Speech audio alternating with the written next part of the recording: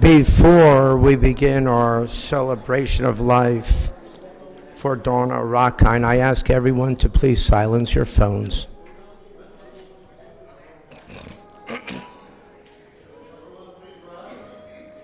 Everyone, please rise.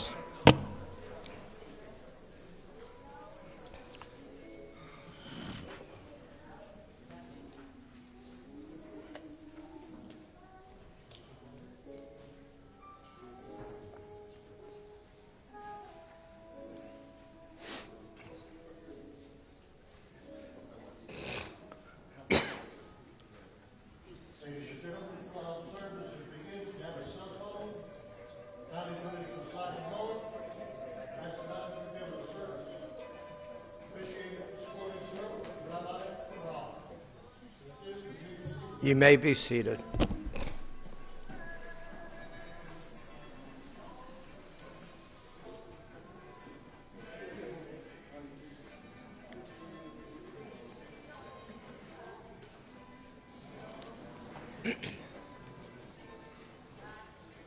Baruch haba b'shem Adonai.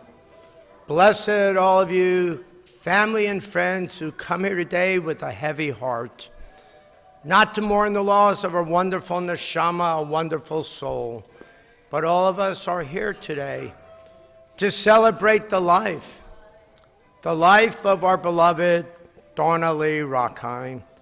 For death has taken our beloved Dawna. Our friends grieve in their darkened world. In their silence there's lamentation. In their tears there's loneliness. Lost in their sorrow, may they find the presence of loving friends and hear them, O God, and be with them.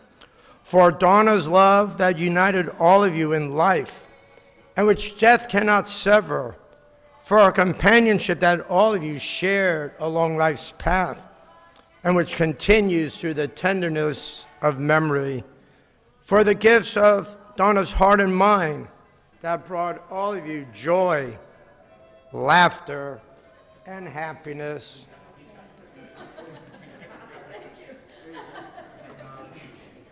Is now a precious remembrance. And for all these and more, we give our thanks to God.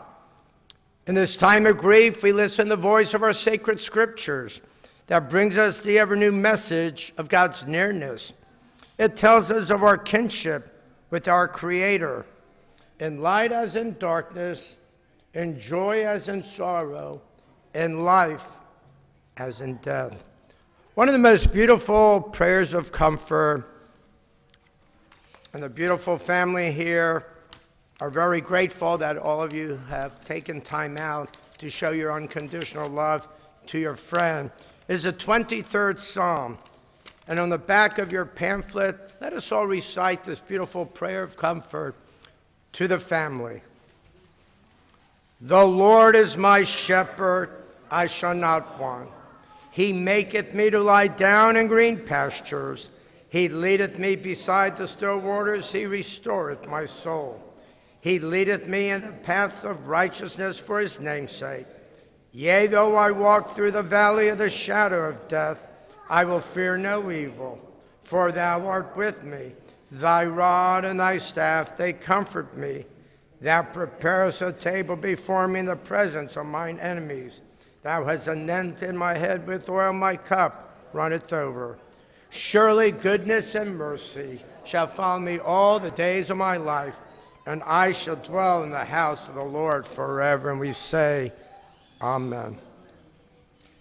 We are assembled here this morning with our dear friends. In the darkness that has fallen upon them, we raise our voices together to the source of life, asking for comfort and strength. We need light when gloom darkens our lives. We need fortitude and courage when pain and loss assail us. May we find these in God, who preserves from destruction all that is good. Let us find them too in loved ones and companions who do God's work by binding up the wounds of the stricken. Who among us has not passed through trials and bereavements? Some bear fresh wounds in their hearts, and therefore feel more keenly the kinship of sorrow. Others whose days of mourning are more remote still recall the comfort that sympathy brought to their sorrowing hearts. May our sharing of sorrow and our deeds of solace bring comfort to the loved ones of Dawna Rochkind. In his sorrow, Job cried out, Adonai Natan, Adonai Lakach, Yehi Shem, Adonai Mevarach. God has given and God has taken away. Blessed be the name of God. As ancient people, we are well acquainted with grief and with the valley of the shadows. Death and sorrow are not strangers to us. Yet the centuries have always taught us that a Shem Tov, a good name, endures beyond the grave, and that there is strength in our faith. With Job we say, Adonai Natan, God, you have given. You have given us a loved one that will never be forgotten. For all that was good and enduring in Dawna's life, we offer the deepest thanks of our hearts. Adonai Lakach, God, you've taken away a mother, a grandmother, a sister, an aunt, but more importantly, a dear friend that Dawna met along her life's journey. And we pray for the broken hearts and to an altar of trust before which we acknowledge your love and your sovereignty. And I now say, Yehi Shem Adonai Mevarach. Blessed be the name of God now and forever. Family and friends, let us just take a moment of silence and remember this beautiful neshama, this beautiful soul, Dawna, who brought a lot of joy, laughter, and happiness to her family and to her friends. Let us just take and pray in a moment of silence at this time.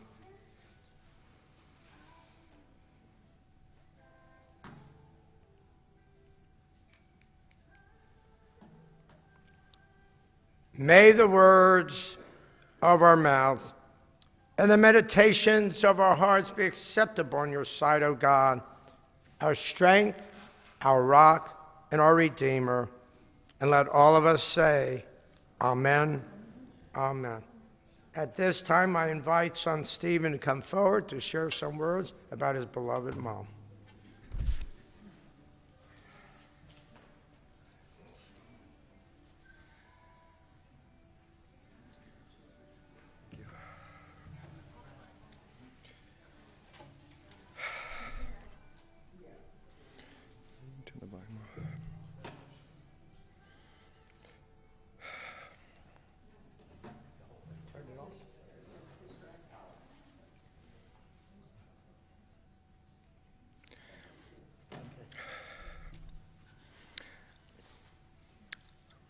I'm going to start by introducing myself. My name is Didi Bao.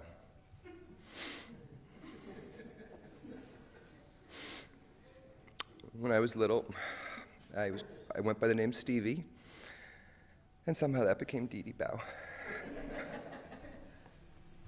My mom called me Didi Bao my whole life. My mom would tell the story every year of how I was delivered and brought home in a stocking because I was born in December.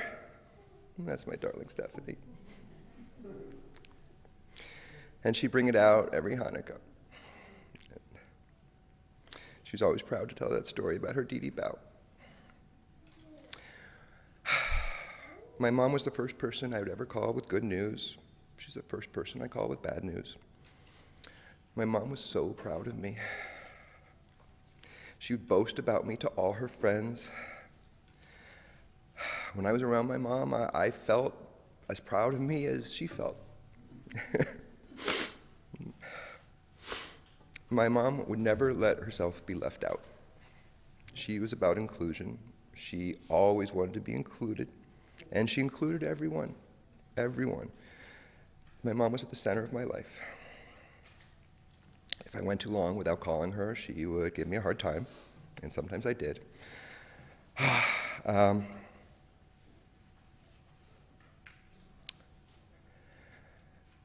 she was always there for me, and I was always there for her. I could always count on her. My mom did lose 5 family members during her lifetime, so I thought it appropriate to mention that. And I was there for her with everyone. She lost her sister Judy. She lost Papa, Michael, her boyfriend after my dad, and of course she lost Nana, and of course Larry. And every time she needed me, and I was happy to be there for her. Probably the story that sticks out the most is when Papa died, or right before he died, I guess, and I was 16, and she told me how his cancer had come back, and he didn't have much time left. And then she gave me a hug, and she held on to me so tightly, and I remember this. And I hugged her, and the hug lasted forever, and I was there for her. My mom was a great hugger. But there was also lots and lots and lots of good times. We had so many. I'll share a little bit about my life. Growing up, our family was my mom, my dad, my sister, and me, the 4 of us. And that was it. And my mom, well, she was not much of a cook. She had a few things that we liked, her Cornish hens, her orange chicken, artichokes, but mostly we liked it when we went out. And we'd go to George Myra's Pizza, which became Ciro's Pizza. That was just me, Stacy, and my mom on the nights my dad worked late. And those were good times. My mom and I went to the movies often, sometimes Stacy too, but sometimes just Mom and me. And we would each get a large Diet Coke and a big tub of popcorn, refillable. We'd finish the whole popcorn, and she'd send me back to get it refilled, and we'd finish the second one too. And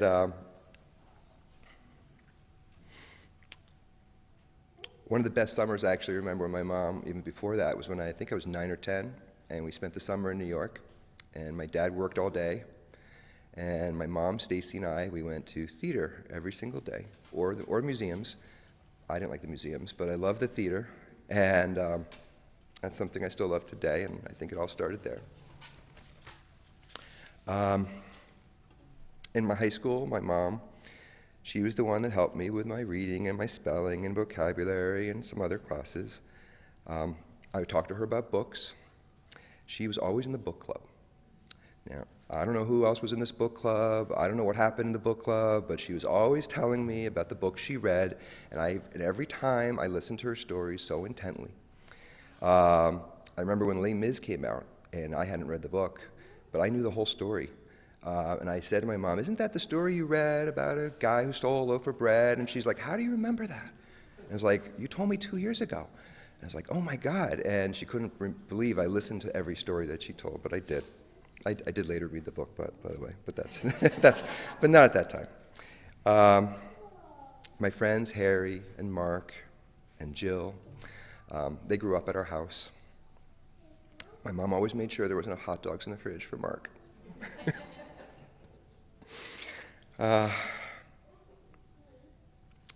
When I was in college, my parents got divorced, and that was very hard on me.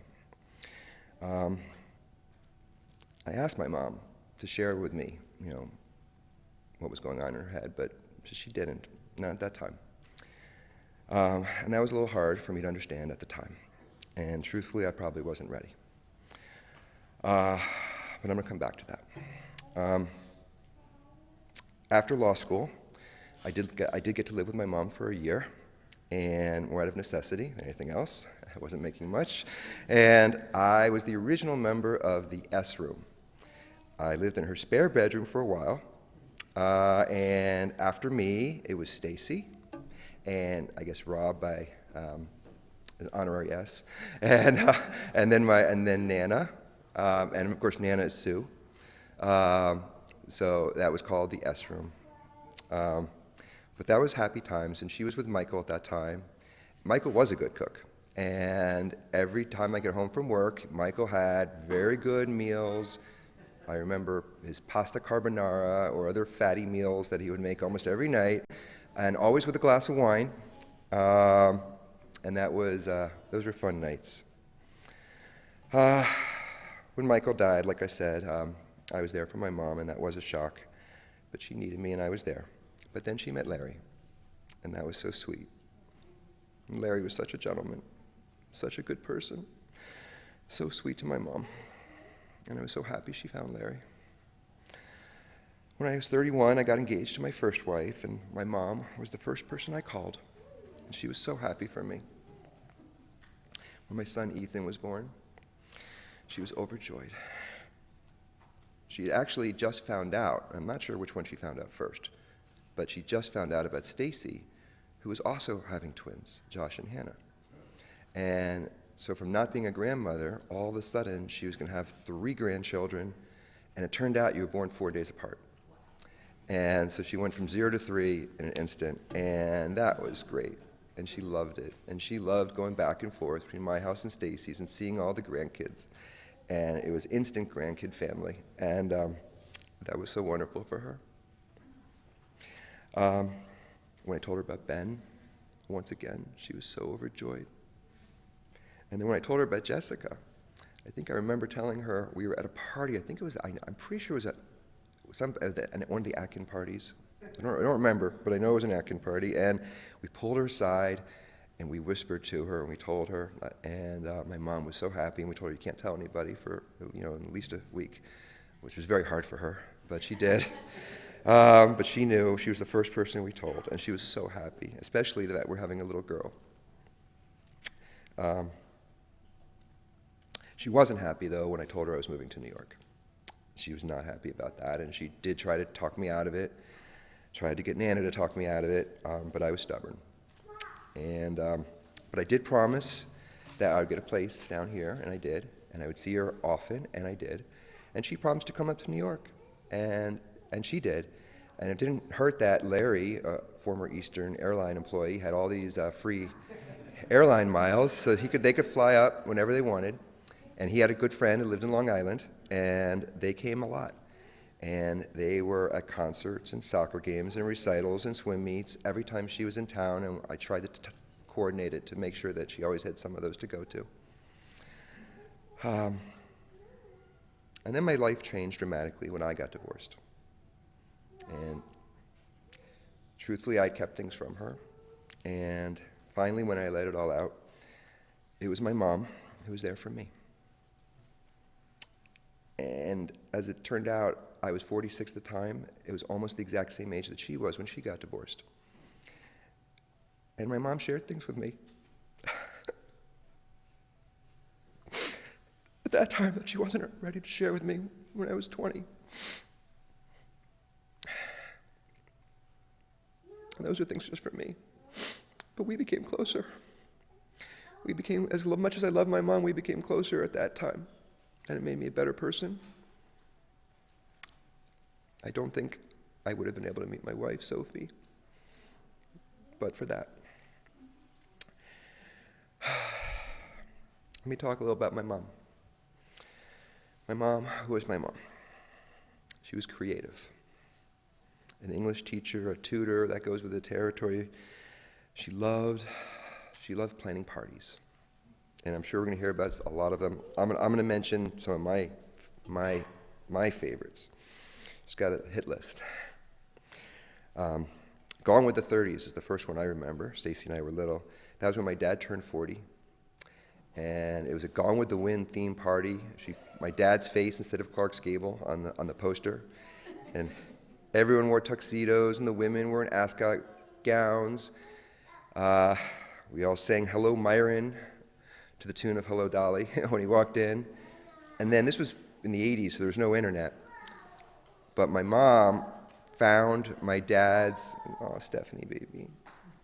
My mom found my dad's elementary school friends, long-lost relatives from around the country, people we hadn't talked to in 30 years, and he got them to do tape recordings. And we played them, which was pretty wild. Of course, now we just go on Facebook, but we didn't have that. We didn't have Facebook then, and to do that in the 80s was pretty cool. The Miami Beach bus tour was another favorite of mine.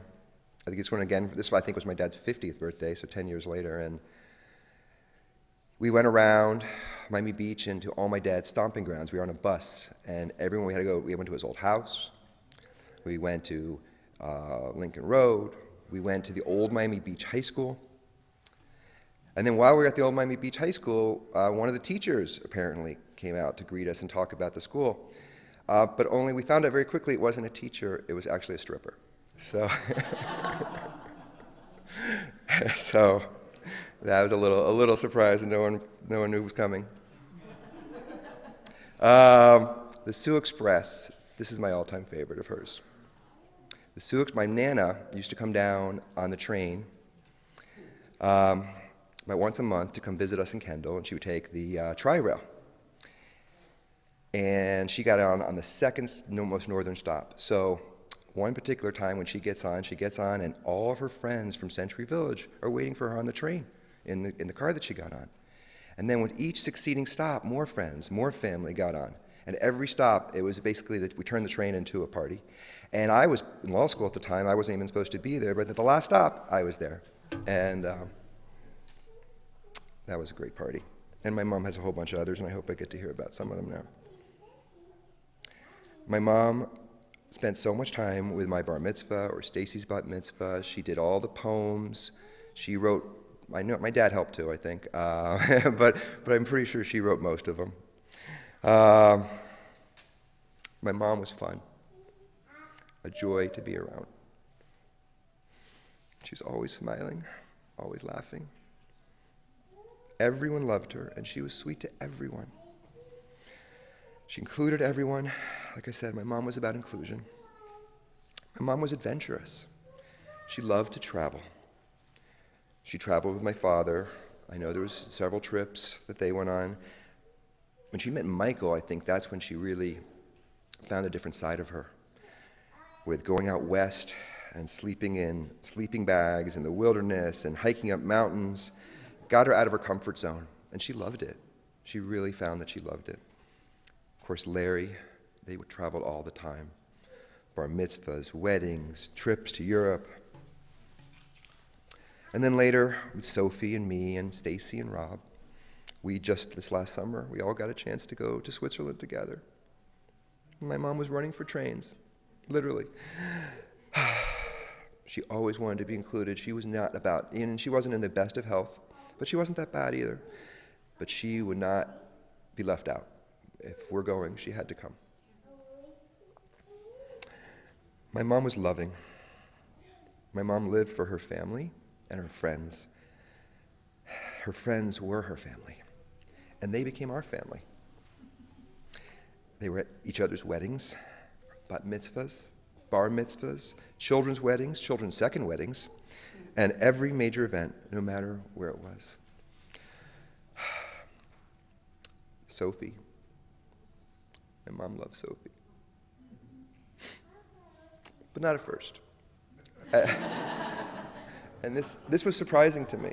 The first time my mom met Sophie, she was guarded, a little guarded. And I was quite surprised because my mom I just got done telling you, she's loving to everybody. But she was a little guarded with Sophie the first time, and even Sophie noticed it. And I was in shock that she could be that way. By the second time they met, Sophie won her over. And that was it. And they were best of friends. I don't think I've ever heard the term mother-in-law until just a couple days ago. They were best of friends.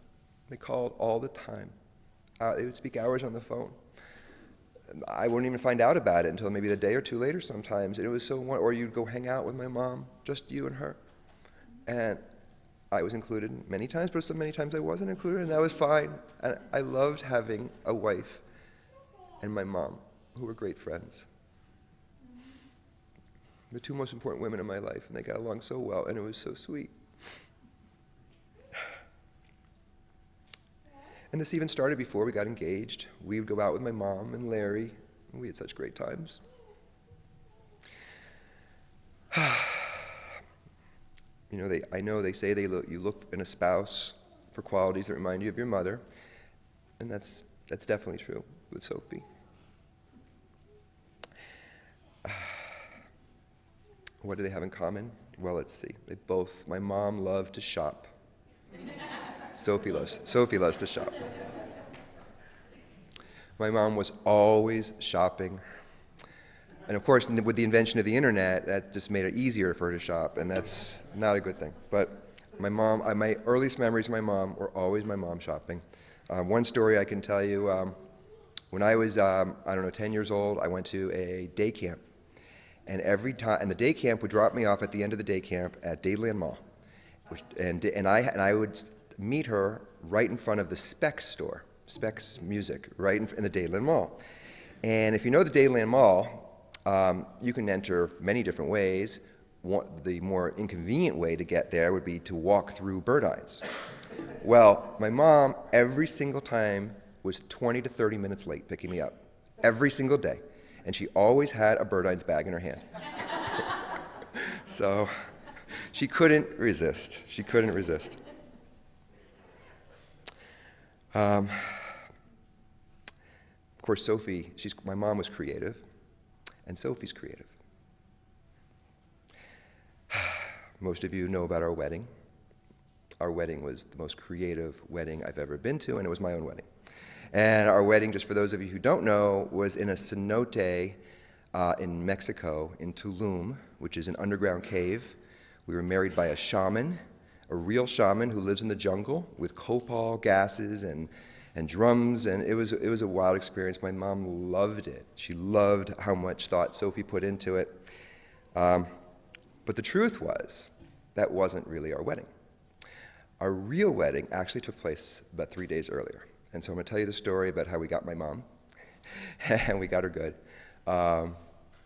So about a few days before the wedding, we told my mom and my dad and Larry and Yolanda and Leslie that we're going to have a dinner where all the parents are going to get to meet each other. Oh, wonderful. It's casual. Come over to the house. We're going to have a casual dinner, and everyone's going to meet. Oh, what a wonderful idea. Sophie and I invited a couple friends, and Sophie's daughter was there, and they come over, and we greet everyone at the door. My mom shows up. My mom's usually dressed pretty well, but on this particular occasion, when I said casual, she took me too literal, and she was wearing like a jean outfit, far below her normal standards. It was really, so she was very casual. But that's okay, and it worked out better for the trick we were about to pull. So they all come in, and we're having a nice time, and then I get a text. My surprise guest has arrived. And so then I tell everybody, you guys are probably wondering how we're going to actually get married in Mexico. I mean, how are we going to do this legally? Get married by a shaman? Is that going to be legal in the United States? Well, the truth is, we're not getting married in Mexico. We're getting married here, right now, this minute. My mom was like, what? As I said those words, the rabbi comes in the door, the rabbi that actually did the bat mitzvah for Sophie, and I introduced the rabbi. And then suddenly my mom realized this is not a trick. This is real. And she's like, what? Look how I'm dressed? You got to be kidding me. No. I'm like, yeah, Mom, this is happening. Sophie and I run upstairs. We had an outfit set aside for ourselves. We get dressed pretty quick. My mom, at that point, she just went with it and said, oh, my God. And she loved it. And she was so happy. And it was such a sweet, impromptu wedding. Well, impromptu for them. We had a little bit planned. But it was such a great idea. And I love that. I loved any time I can get my mom, because she was about getting other people. So when I can get her, it was good. Sophie, one way they're different, Sophie and I are very spontaneous. My mom was a little bit more of a planner. She had her whole schedule laid out, with her friends and who she was seeing. But despite her plans, my mom would always cancel them for me. And Sophie and I would call her at 10 o'clock on a Sunday morning, in the car on 95. Hey, we're heading up to Palm Beach. You want to join us? What? You're giving me 10 minutes notice? I'm like, yeah, well, last time I only gave you 5, so you should be thankful. She would hang up, call her friends, and 2 minutes later say, okay, and she would meet us, and we'd go. She'd always cancel her plans for me. Last year we went to Santa Fe, and 3 days before we were about to go, Sophie and I, It was just going to be Sophie and me, and was it Stephanie with us for this? No, Stephanie was with us. Yeah, Stephanie. Yeah, of course. Stephanie, Sophie, and me. And 3 days before we're about to go, Sophie says, "Why don't you invite your mom?" I'm like, okay. So we call my mom up, and my mom's like, what, 3 days from now? And so once again, she calls, she hangs up, makes a couple calls, cancels her whole week, calls me back and says, okay, I'm in, I'm going. And it was such a wonderful trip.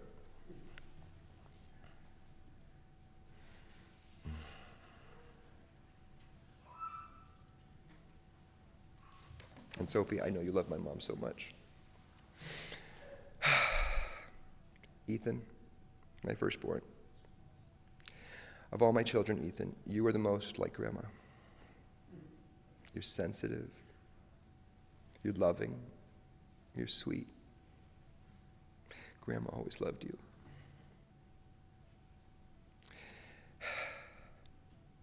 And when I talked to Grandma about you, she told me to be sweeter to you. She always had a soft spot for you. She loved when you came over. She loved when you played tennis with Larry. She loved when you played the piano.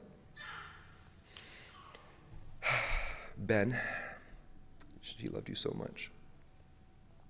She's so proud of the man you're becoming. Ben had a chance to talk to Grandma just about 3 weeks ago, right after his birthday. And I heard about it. I heard it was a nice conversation. So I texted my mom, and she wrote back to me, and I want to read you the text my mom wrote about that conversation. This is about 3 weeks ago. My mom said this to me. She said, yes, it was probably one of the best conversations we had until I got into politics a little bit. But anyway, he was talking about school, and I just told him I loved him. And we talked about you and what he was going to major in. And he seemed to be excited about real estate right now. So I have good hopes for him. I told him I was going to Venmo him some money for his birthday and Hanukkah, and he said he really didn't care about that, which, of course, I do. But that was a very mature answer. She loved you, Ben. And as you might have gathered there from that, my mom was a staunch Democrat. And for those of you here who aren't, well, you're wrong, and that's from my mom. Jessica. My mom was so thrilled to be having a little girl. She was so thrilled that we were having a girl. I mean, she had Hannah, but she wanted another granddaughter. She loved you so much. My mom was so overjoyed. I remember at your bat mitzvah, she was so happy. Such a special moment for her.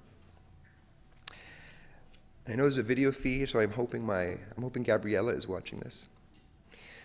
Gabriella, I inherited Gabriella with Sophie. I love Gabriella. Gabriella is such a sweet, loving person. And my mom loved Gabriella. And my mom always included her and always made sure she had a gift every Hanukkah. I love her for that. My daughter Stephanie. The day we told my mom about Stephanie was one of the best moments, maybe, of my life. It was such a sweet moment. And as luck would have it, we recorded it. So I don't know if Nathan put it on the thread, but I hope everyone gets a chance to watch it. It is so adorable. And my mom's reaction was priceless. What we did was, it was during COVID, and we had to meet her on the porch. Couldn't get to more than 10 feet from her, but we brought her a puppy. And she was allowed to have the puppy, so she held the puppy, and it's our brand new puppy. We only had her a few months, and we said, we wanted to show you pictures of the puppy. She's like, okay. We handed her Sophie's phone, and she's scrolling through looking for pictures, and then all of a sudden she sees the picture of the ultrasound. And my mom, we're not the youngest, so it was quite surprising, and my mom was in shock.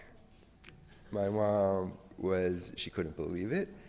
I don't think I've ever seen her in so much shock, in a good way. And she was so happy. She was so happy. And she's...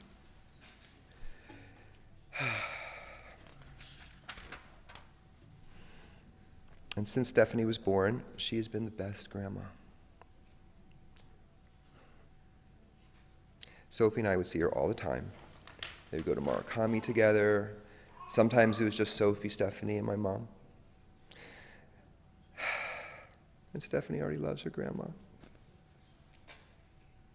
We showed her a picture of Grandma just a couple days ago, and she said, "Grandma." I think it's the first time she said Grandma.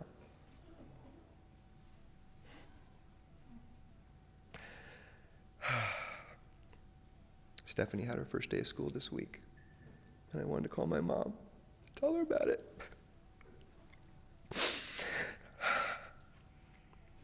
I wanted her to live a little longer for Stephanie, so Stephanie gets to know her like everyone else who got to know her. I'm so sad for Stephanie. I'm sad for myself too. I know I was the center of her life, and she was the center of mine. But I also know I'm lucky. I know that. I had a great, great mom for 54 years, and she was my mom. And I'll always be her Dee Dee Bow.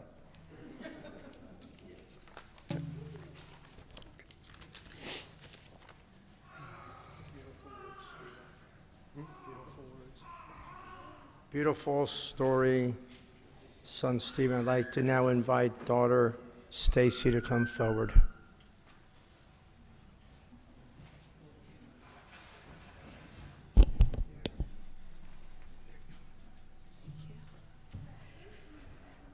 Hello. Okay. I have to first do an impromptu because if Steve is Dee Dee Bow, I am Tatia. And when we were at a mall, probably with, I don't remember once, but she tells us how, I guess she didn't even realize I was lost, and all of a sudden they went on the speaker and say, "Will the parents of Tatia come pick her up?" But she knew it was me, and she found me. Okay. My real name is Stacy, and I'm Donna's daughter.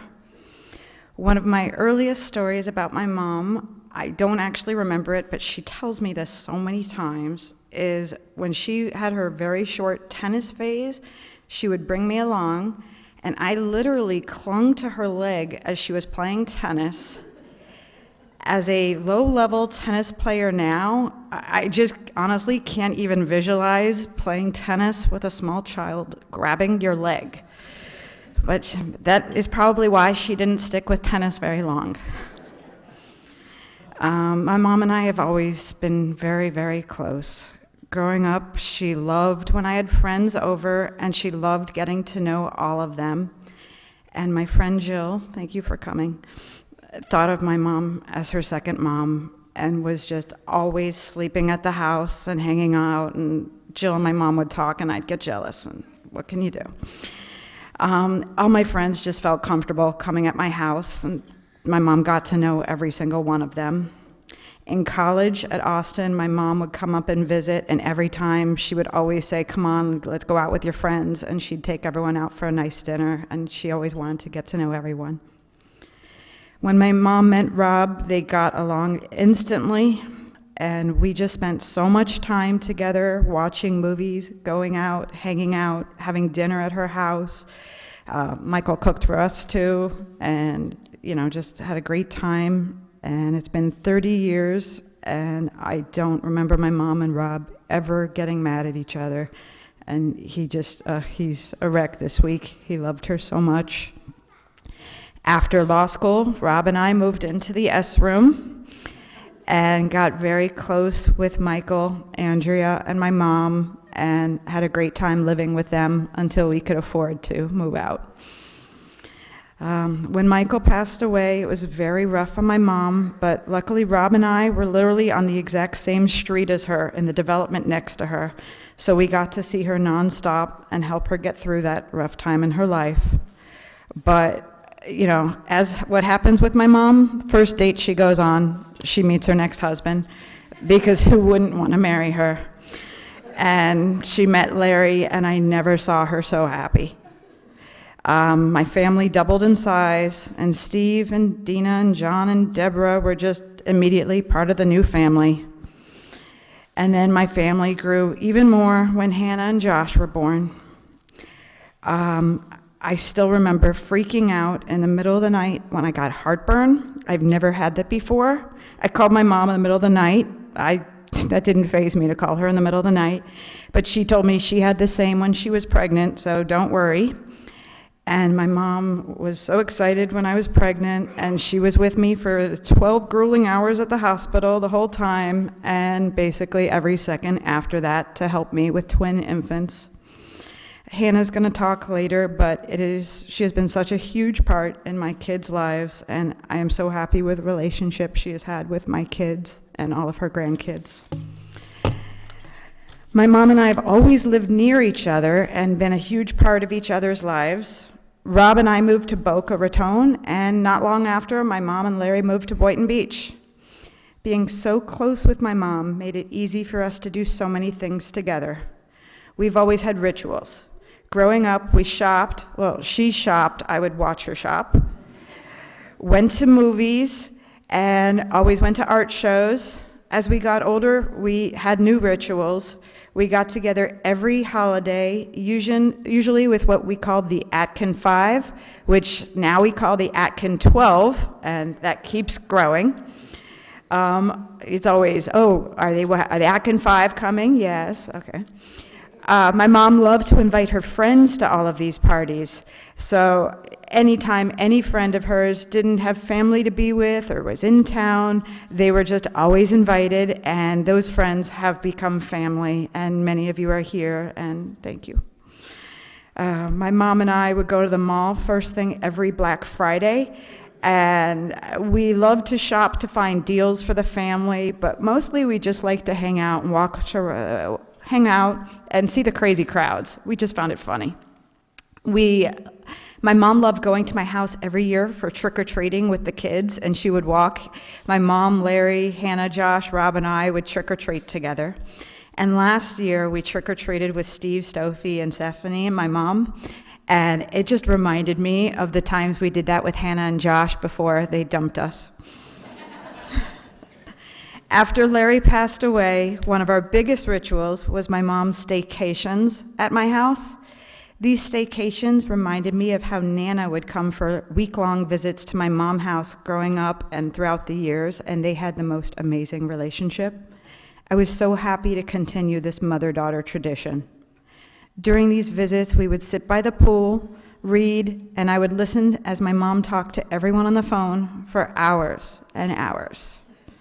At night, we watched movies with popcorn and candy bags loaded with her favorite peanut M&Ms. We also binge-watched several TV shows. The most recent one is Yellowstone. Unfortunately, we only got through season 1 before she got really sick. For Hanukkah this year, my mom bought Rob and I Yellowstone shirts, the perfect gift to remind us of her last staycation. That shirt will take on a whole new meaning now. Another part of my mom that Steve already mentioned, but I have to mention it too, and I'm sure everyone else will, is that she's such a creative and caring person, and she blended those two, as she loved to throw the most amazing, crazy parties that are just for history books.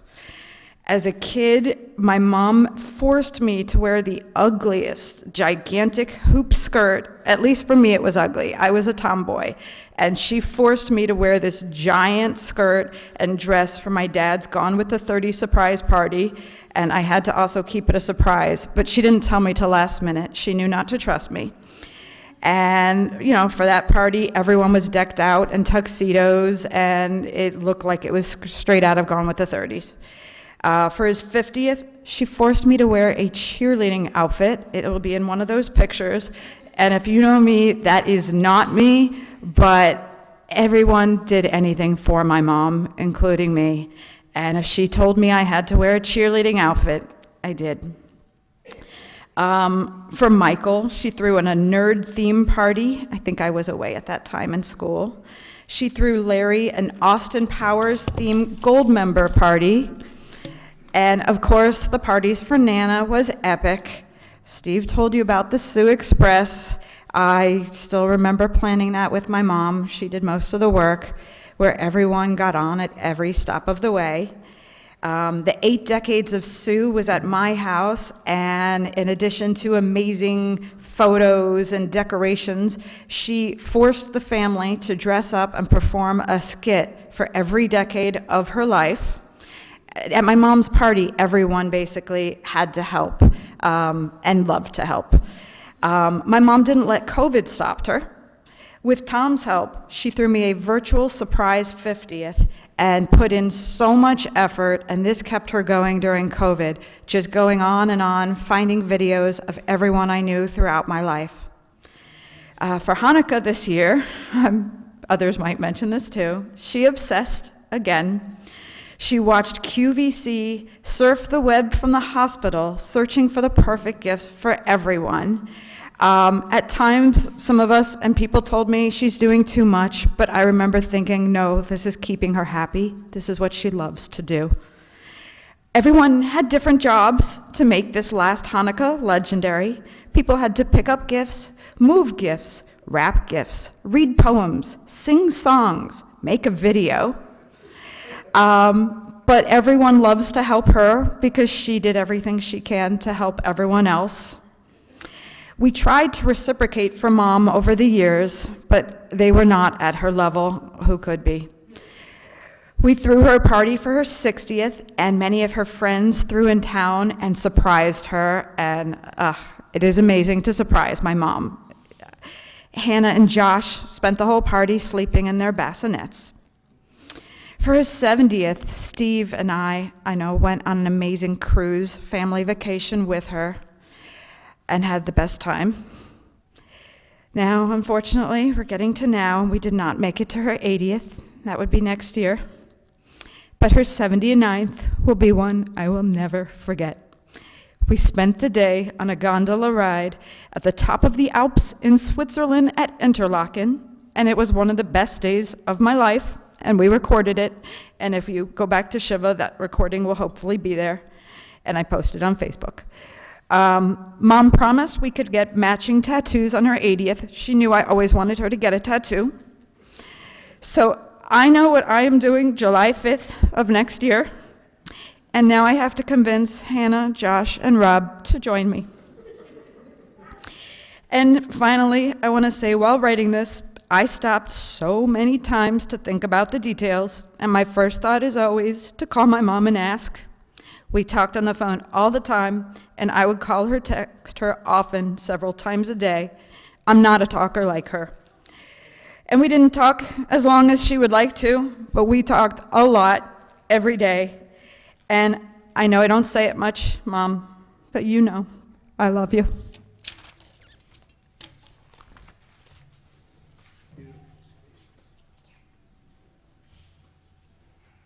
Just more beautiful stories. I'd like to invite now Brother Tom to come forward.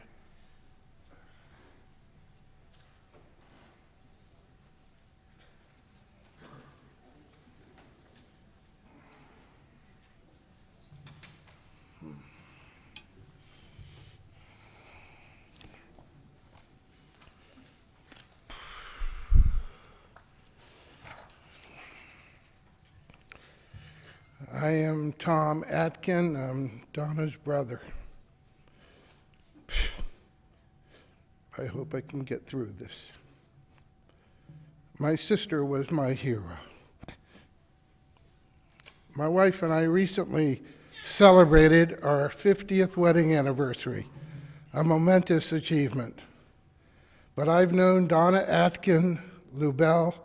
Rochkind for over 73 years, every day of my life.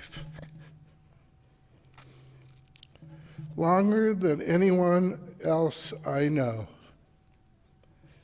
When Dawna was very young, 3 or 4, before I was born, stories were told about this cute daughter of Sue and Bing, who would have her hand stuck to the wall. No matter what anyone said or did, she would not move from the spot until my father tapped her behind the ear. He would actually literally put her in a position where she wouldn't move so he could go shop. Now, I never understood if it was her acting or, as he said, he hypnotized her. But from very early on, there was something special about Dawna. She was very mature for her age, being the oldest sibling of two younger siblings. I remember when I was 5 or 6, she was 10 or 11, she wrote an end-of-the-year play for the 3 Atkin kids to perform for my parents, complete with costumes, lighting, and dialogue scripts. I was the old man in the play. My older sister, Judy, my next sister, played the young baby newborn of the new year. And Dawna was basically the director. This continued throughout her childhood, with Dawna directing my sister Judy and I in various skits and performances. The years went on, we moved to Florida, and eventually she went to the University of Florida and became a successful teacher. But I always felt she missed her calling. Dawna stood for honesty, integrity, women's rights, civil rights, and human rights, and for family. She cared for our children as if they were her own. And oh, how she loved the grandkids. My sister was so smart, well-versed in the arts, in politics, sports, entertainment, and historic events. However, she wasn't so knowledgeable in electronics, plumbing, and garbage disposals. Last year, she took us in with our dog after we sold our home of 45 years in Broward County and planned our move to Palm Beach County on her insistence. One day, the garbage disposal was clogged and it would no longer work. So she said to me, "I guess I shouldn't have tried to dispose a whole loaf of stale bread." It was time to call Jimmy, her faithful and capable neighborhood handyman. But if not so smart with electronics and appliances, she made up for it in spades in her relationships with others. I watched as she juggled her time and lunch dates so as not to disappoint any of her friends. If she wasn't visiting, she was on the phone with someone constantly. And as we searched the area and the internet for a new home, she was right there with us. She connected us with her friend's realtor, Barney, who lived in the area and could be ready to assist in a moment's notice. Little did he know what was in store for him. After weeks of searching, driving to one open house after the other, scouring hundreds of listings online, we finally found a house that we settled for, which met our requirements and allowed a fenced-in yard for the dog. We signed the contract and put down a sizable deposit right there on Dawna's kitchen table. The next day, while I was out, I get a call from Dawna. "Stop everything," she said. "I found something better." Who does that? We thought we were done, but Dawna wasn't. Called Barney and arranged to go see this house as soon as possible. So we did, and the rest is history. Dawna went with us as we found our dream home, which we bought and moved into a few weeks later after canceling the previous contract. I think Dawna still felt she deserved some of the commission. but she was more joyous to have found us our home. She truly is my hero. There's so much more I can say about my sister, which I'm sure you'll hear from others. But I'll conclude with something I wrote nearly 20 years ago at her 60th birthday. I've updated it for the occasion, and I'll spare you my singing.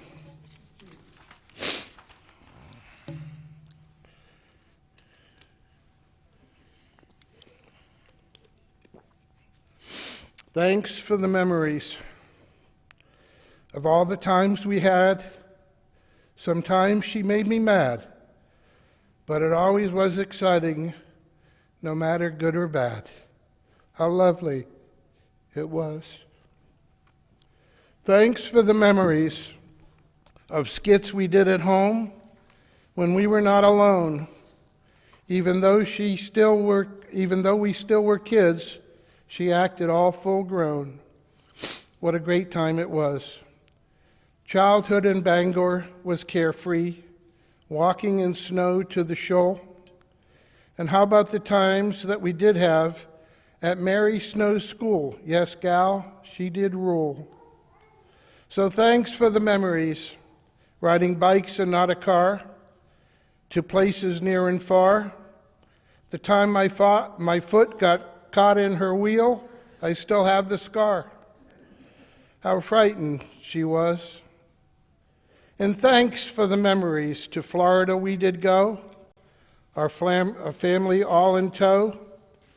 We must have lived at that motel for 12 months in a row. How great it still was. From high school to UF in Gainesville, she gave me a goal to achieve. I would be a Gator just like her. When I did leave, I was so naive. But thanks for the memories of parties so absurd, yet the best I've ever heard. Barbershop quartets to roast, I even dressed up like a nerd. How much fun it was. Working on projects beside you was such a big part of my life. You excelled at all that you did do as a sister, daughter, mother, and wife. From Sue Express adventure to Stacy's Zoom surprise, you always did everything your way. There was no need to compromise. And now saying goodbye is so final. There's so much I wish we could do. But thanks for the memories we do have. You are the greatest sister. You belong in Who's Who. I love you so much.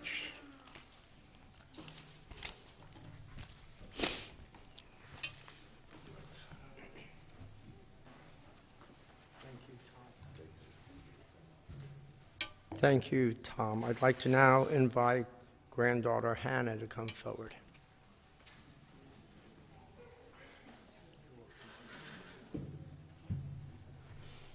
Hi everyone, I'm Hannah. I'm one of my grandma's many grandkids. Ever since I could remember, I've always adored my grandma. While my brother and I were still in preschool, we filled out what we thought our futures would hold, and they recorded our responses in our yearbook, such as our dream job and what we wish we could do. I wrote that I wish that I could have a sleepover at my grandma's house. I've always dragged my brother along with me to my grandma's house for random sleepovers, from all the way before I can remember, all the way up until right before I moved away for college. At these sleepovers, we did the same thing every time. Grandma and I baked cookies we would probably burn while Josh sat and watched football. We went to Duffy's so that Grandma could use one of her coupons. And then we got ice cream after, and without a doubt, Grandma always got coffee soft serve with chocolate jimmies, and she even started to convince me to get the same thing. No matter what we did during these sleepovers, although usually very repetitive, Grandma would always stop everything to make Josh and I her top priority. Once we finally outgrew these sleepovers, Grandma still knew how to keep me busy, from wrapping a million presents for her to putting together the most elaborate and wild clues you can think of. Grandma had always kept me on my toes. I always looked forward to our frequent sushi dates that my mom sometimes crashed, baking pumpkin bread every Thanksgiving, obviously including a separate one without raisins and walnuts for the picky eaters, and playing sequence with Josh and I for sometimes literal hours on end. I will forever be grateful for the relationship you had with Josh and me, and yes, Mom, I will get a tattoo with you. I am beyond honored to say that I am following in her footsteps, currently attending the University of Florida just like she did. Go Gators.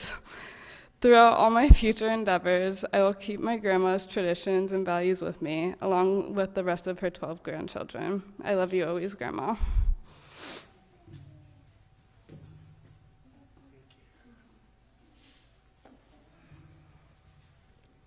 I now invite Mike Lubell to come forward.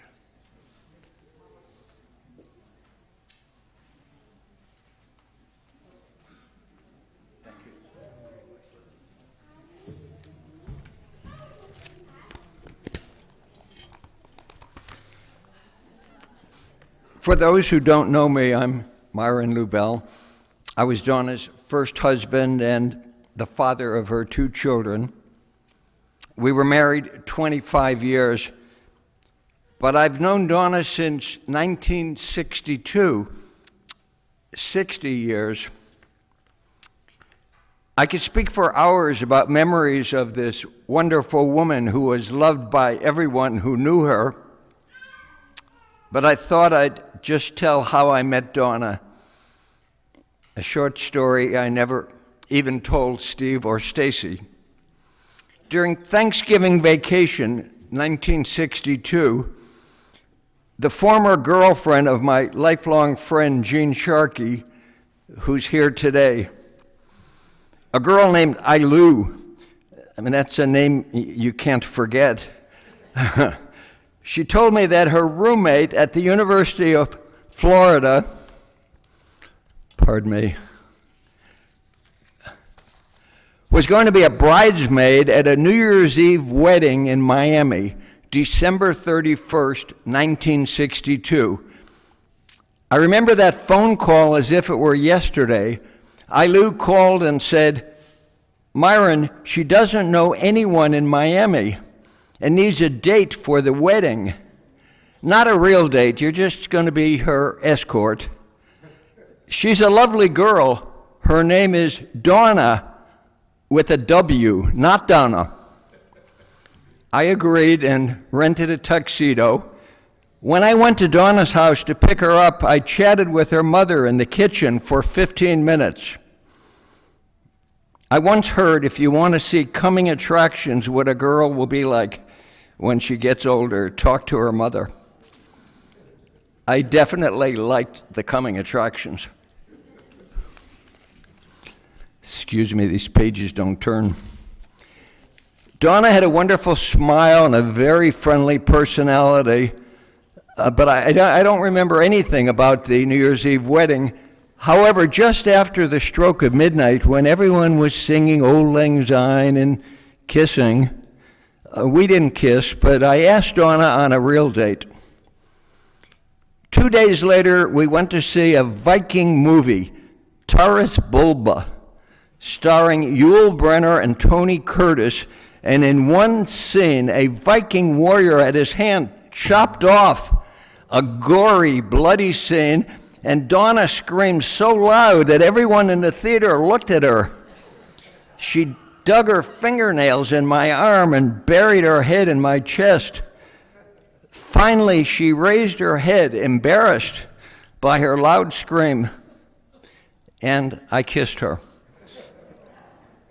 Can you believe it? Our first kiss was during a bloody scene in a Viking movie. The next morning, Dawna returned to Gainesville. Our only contact during the next few weeks was occasional short phone calls to the 5th floor payphone in Broward Hall, the girls' dormitory. Other girls were waiting in line, so you had to limit the calls to 3 minutes. Valentine's Day was approaching, and I went to a gift shop to buy something to send Dawna. And guess what I found? A white ceramic hand, an ashtray. I bought the hand and put it in a box on top of a bed of cotton and sprinkled it with red nail polish, Viking blood, just like the hand in the movie. I sent it to Dawna with a little note. I remember our first kiss. Love, Myron and Taurus Bulba.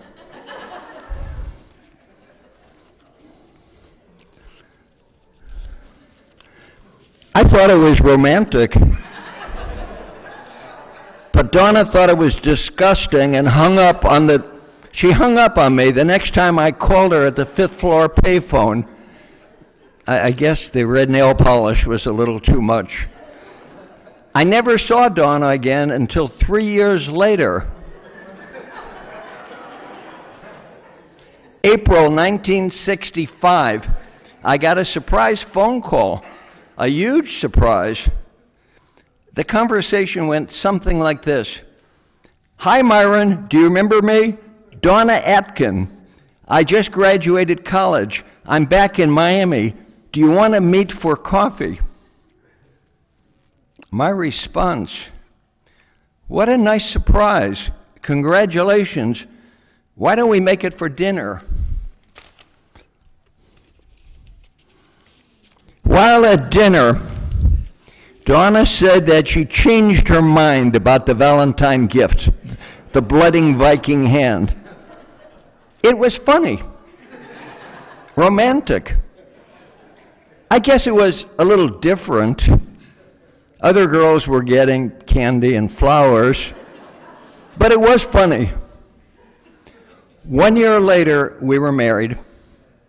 December 31st, 2022. 60 years to the day after our first date, I lost a piece of my heart. But I have a lifetime of memories, 2 wonderful children, 6 beautiful grandchildren. Dawna, your memory will be a blessing to those who knew you, to those whose lives you touched.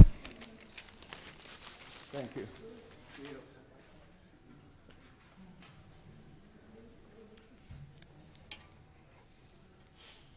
A beautiful love story. I now call upon Dawna Rochkind to come forward.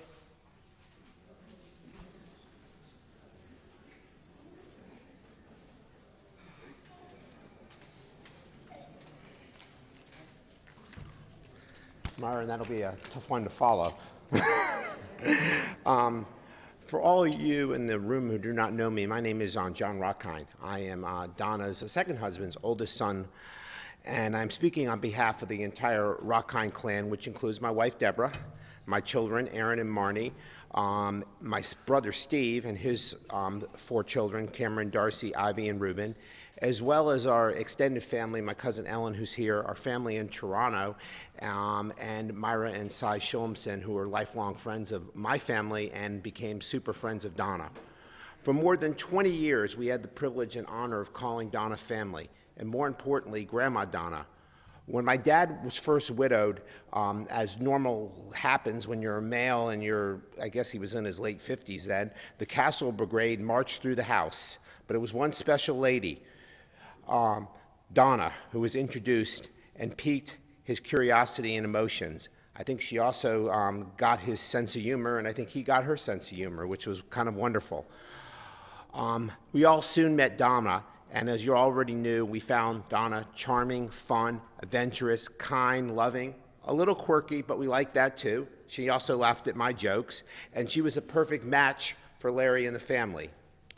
As you know, blending 2 families is never easy, but Dawna did everything she could to make us all feel comfortable and one big happy family. Through the 20 years, almost 20 years of Larry and Dawna's marriage, she was a part of the Rochkind tribe, celebrating bar mitzvahs, bat mitzvahs, sorrows, family traditions, special occasions. She loved going to my dad's family's home, which was mostly in Toronto, with Larry to visit the family there.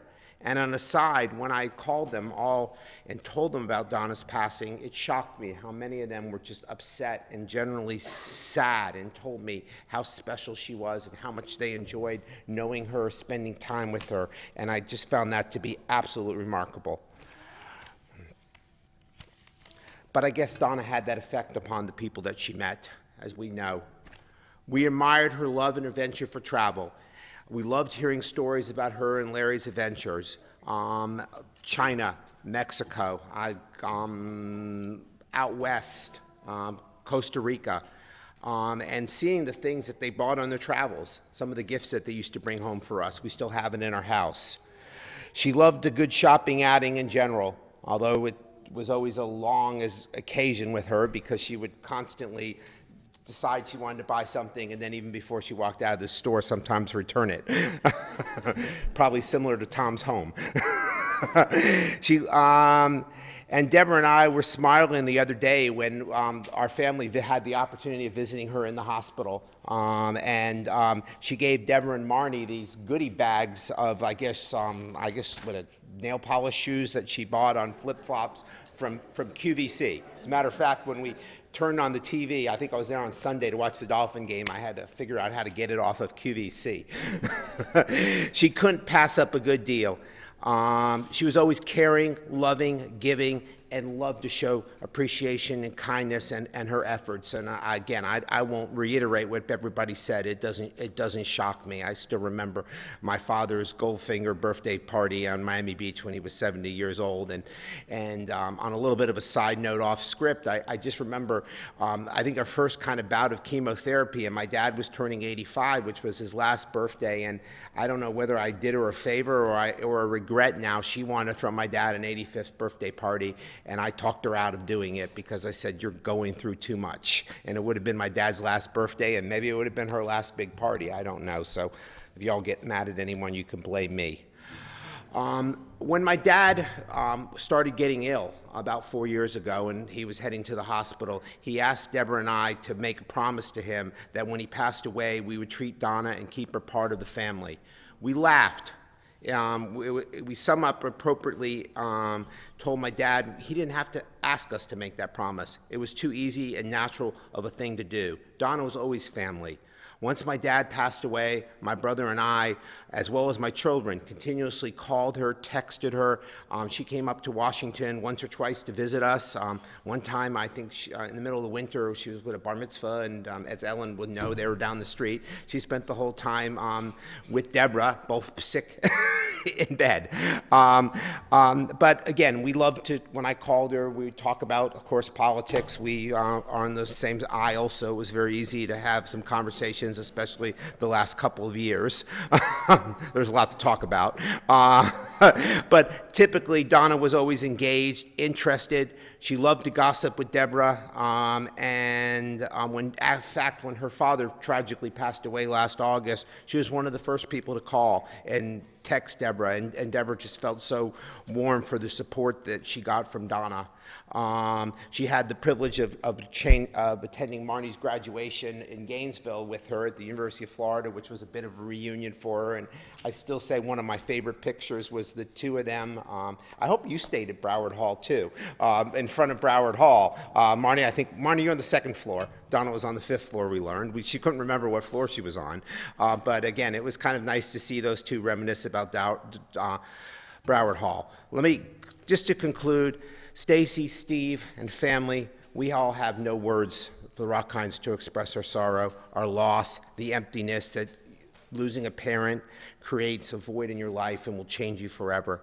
But please know that our lives were also changed by Dawna for the better, by knowing, loving, and caring, and having your mother part of our family.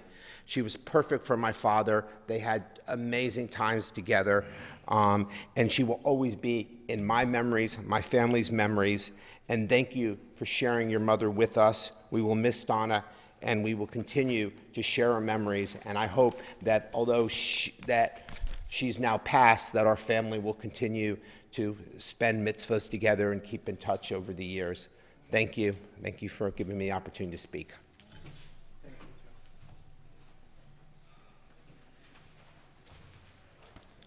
I now invite anyone who would like to share a few words. Levi.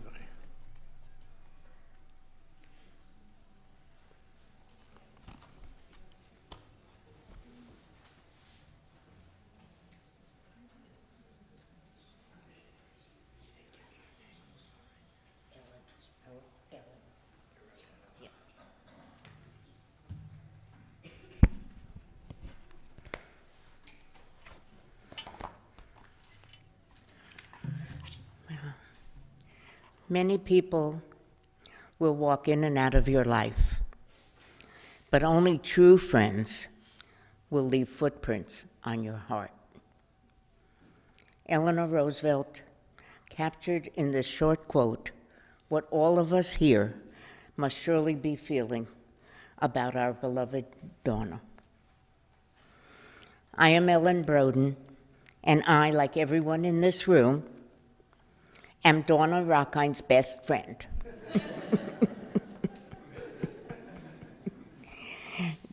They say that friends are family that we choose. Being chosen by Dawna was the greatest moment of my life. And when she passed, it was the worst moment of my life. We shared all lives, challenges, joys, pitfalls, and successes, ups and downs. We lived next door to each other as young women starting a family. We moved to different states as our families grew. And then, as fate would have it, we ended up together back in South Florida. And through all of these moves, our friendship flourished, strengthened, and expanded. Back in 1972, shortly after Dawna and I first met, we moved into a neighborhood outside of D.C., and there on the street, we met 3 women who shared our values and our love for Harvey Wallbangers. We called ourselves the 5 Easy Pieces, sometimes the High Five, and many times just the Fivers. The Fivers include Jeannie, Beverly, Paula, and myself, and of course, Dawna. Each of us had 2 children, and so the 5 women raised 10 children together, our rendition of a commune. And we were 60s kids. As each of us moved around the country, we stayed connected through all of our families, b'nai mitzvahs, graduations, and weddings, and through some of our own events. We comforted each other through spouse deaths, held each other together through divorces, and toasted each other at all second marriages. I proudly served as Dawna's matron of honor when she married her beloved Larry. That was an honor. Last year, we had an online gathering of all of our 10 kids with the 5 of us. We held a Zoom to celebrate our Jubilee year, 50 years of friendship, 1972 to 2022. Dawna attended from her hospital bed, and she was a vital part of the party Zoom. She was just amazing, and she continued to be laughing and a part of what we were doing, and it was great fun to be together with her. 1 week later, she was gone. So here we are, honoring the memory of our friend. Our friend who during Hanukkah last week created the script for a Hanukkah play, which she directed as her children and grandchildren lit the candles and performed, all from her hospital bed, joyously. Our friend who perfected the art of shopping and returning and was on her way to the Guinness Book of Records for the number of outfits that were duplicates, still with tags, in her closet. Our friend who always said yes when someone invited her to travel, to dinner, to shop. Our friend who with Larry lived in poverty in Peru so that they could learn Spanish. They didn't actually pick up the language, but they did pick up some kind of tropical disease. Our friend who never saw a recipe she didn't request, over and over and over again. We're not sure at all how many of these she actually made. It was 1973 that I recall this classic about Dawna.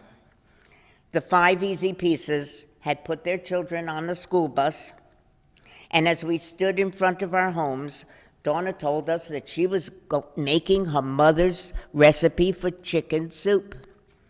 It was 8 in the morning, and she had already peeled and cut and chopped all the necessary vegetables and was simmering it as we spoke. Throughout the day, she invited us to come into the house to smell the aroma of the cooking chicken soup.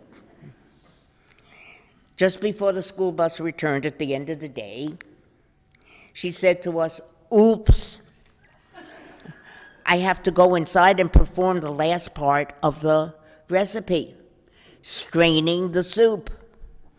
5 minutes later, she came screaming out of her house. "Oh my God," she said, "I put the strainer in the sink, and as I began to pour the soup through..." Yeah, you're right. She yelled, "Oh no," and down the drain went the chicken soup.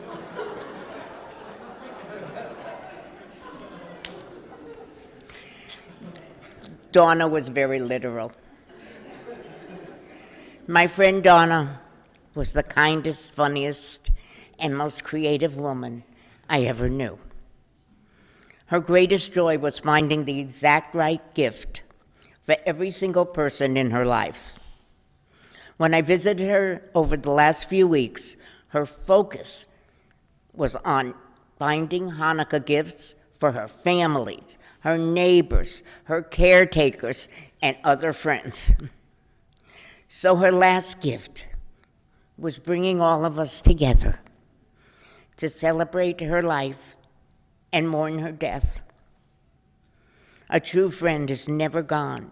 Her spirit lives on in the memories of those who loved her. May she rest in eternal peace. I'm going to miss her.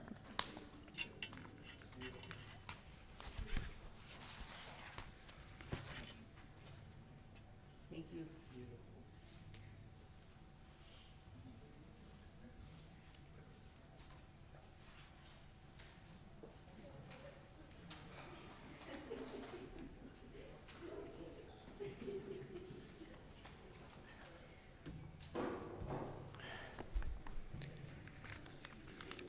Good morning. For those of you that don't know me, my name is Dale Gary. I met Dawna just a few years ago when we were both 19 years old. Sophomores at the University of Florida. Though I'm not a family member, I've known her through most of her life and life events. Her marriages, births of Steve and Stacy, moving days, bar and bat mitzvahs, and of course, loads of fabulous milestone birthday fun parties, and fabulous Jewish holiday dinners. God bless Dawna for making me always sure I had a place to go for the holiday dinners since I got divorced. Even after Dawna got tired of doing all the family events and dinners, she passed the baton on to Stacy, who has graciously included me at all those important holiday dinners. Early on, when Dawna lived in Kendall and I lived in North Miami, I would always make plans to get together with her, either near her house or in Dadeland Mall. I never minded driving because she was totally worth the drive. But then she told me a little secret that she didn't want to drive to my house because she couldn't go on the high overpasses on I-95. She couldn't drive that. And it was kind of the same thing when we got to the department stores. She never took the escalator. It was always the elevator. When our kids were small, we made it a ritual of taking them to the Dade County Youth Fair. This was actually an eating ritual. We started at Helmut's Strudel and ate our way through the fair with elephant ears and kettle corn. Speaking of popcorn, you know, she never missed a big bag of that at the movies. When the kids were small, oh, I said that already, sorry. I missed a bunch of years when Dawna and Myron moved to Baltimore. But we picked up where we left off when she returned to town and Myron was running Mr. Tuxedo Shop. Now, every party included top hats and canes and sometimes colored shirts and bow ties. Okay, one year, for I think it was Myron's 40th birthday, we've all talked about this already, she planned this like Broadway production where all the guys were, of course, wearing those bow ties, top hats, canes, and colored shirts, and we girls all were directed to go to some secondhand shop to find some petticoat long dresses and straw hats. And then she choreographed the guys filing in from the garage, the girls coming in from the dining room into the kitchen, and we all were singing, "Oh, well, hello, Myron." It's, whatever. It's been swell, Myron. I'm going to spare you my song. But anyway, it was the most fantastic party, and she had all of us in little groups, and we had to perform some songs for like a competition, who was going to win. Of course, she punked us at the end of the evening because they had hired a barbershop quartet, who, of course, won the party. Okay. When Dawna married Larry, another great party, they moved to Boynton Beach, and I was so happy to be living in Lantana and be closer to her for the last 5 years. That's when I realized she was a compulsive shopper. If she wasn't at the mall, she was online shopping at stores in the mall. And she never missed a shoe sale. She has a collection of shoes in her closet larger than Nordstrom's rack. I'm really lucky, though, because I'm her shoe size. And it'll be my pleasure to walk in her shoes. Even to the very end, when she couldn't get out of bed, she was shopping on TV on QVC from her hospital room. She bought Hanukkah gifts for everyone she cared about. I guess it was like her last hurrah. And she even wrote riddles to go with the gifts to make the family-planned Hanukkah Zoom party fun for everyone. She was an amazing, kind, loving, and fun-loving friend. She was the organizer and glue that kept everyone happy and living life to the fullest. I know she will be sorely missed, especially by me. Rest in peace, my dear friend Dawna.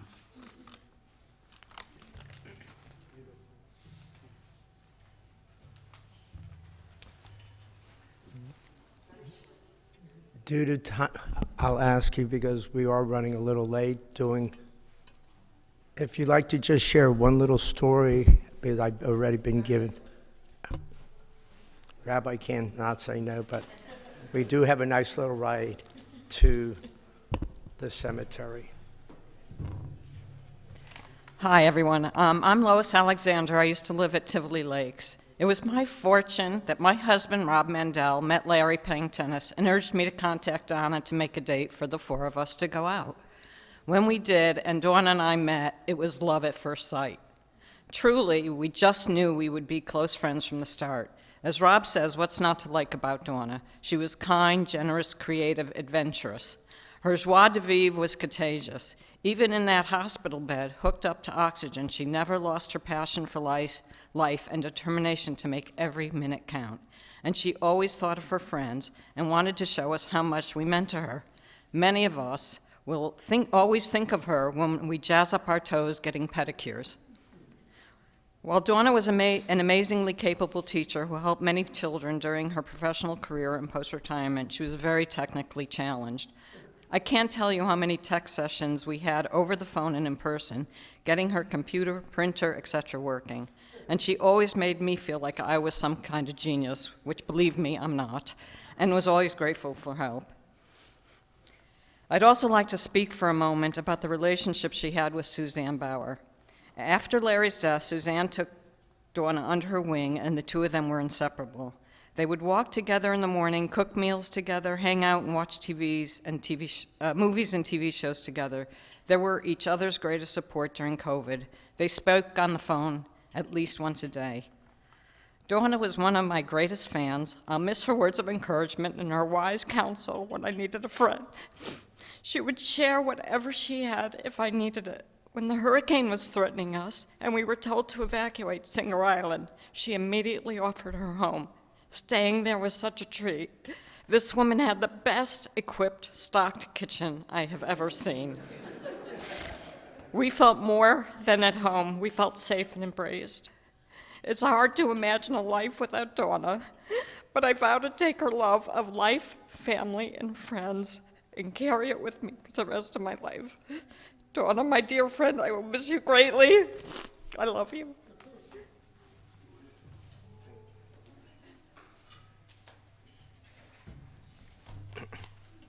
Our beloved Dawna Rochkind, born July 5th, 1943, went to be with her Creator on December 31st, 2022. Predeceased by husband Larry Rochkind of 20 years, survived by son Steve and wife Sophie, daughter Stacy and husband Robert, grandchildren Ethan, Ben, Jessica, Stephanie, Josh, Hannah, Aaron, Marnie, Reuben, Cameron, Darcy, Ivy, and Gabriella, brother Tom and wife Suzanne, niece Carissa, nephew Ryan, and Nathan. I invite everyone to please rise as I recite the Dawna Rochkind. El Rachamim, Shochem Bamromim, Hamsem Menucha, Nechonat Tachat Kanfei Shechina, Im Geroshim Utorim Kozara Hakarim Et Nishmat Devora, Bar Hershel and Sushachal Olama, Mala Rachamim Yasideha, Besater Kanafav Olamim, Visvor Bisrachim Et Nishmata, Adonai Hu Nachlata, V'Tanuach Pashalom Amishchava, V'Nomar Amen. Compassionate God, eternal Spirit of the universe, grant perfect rest in your shuddering presence to Dawna, who has entered eternity. O God of mercy, let her find refuge in your eternal presence, and let her soul be bound up in the bond of everlasting life. God is her inheritance. May Dawna Rochkind rest in peace, and we say, Amen. Family and friends, I pray that today's celebration of life for your beloved friend, Dawna, has brought a little peace and comfort to all of our hearts. Donations be made to the Susan B. Komen Foundation.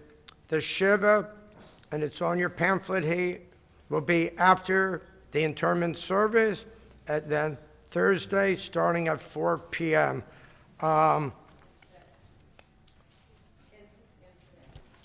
Following the interment service. The family is very appreciative that all of y'all came out here to pay your unconditional love to a very, very special soul. We ask you to remain standing while the casket is escorted through the lobby.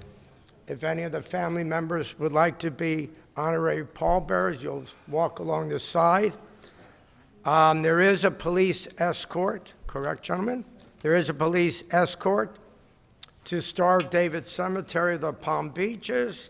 And those of you who would like to come, please get in your cars and follow the escort. I wish everyone a happy and healthy 2023. Amen.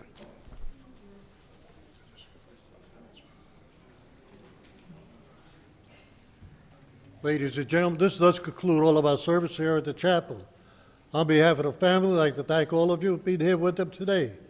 Those who wish to go to the cemetery, Star of David, up at West Palm Beach, the family has provided for your safety a motor escort. So if you'd like to come to the cemetery, please go directly out to your cars and get in line and follow the instructions. Thank you very much.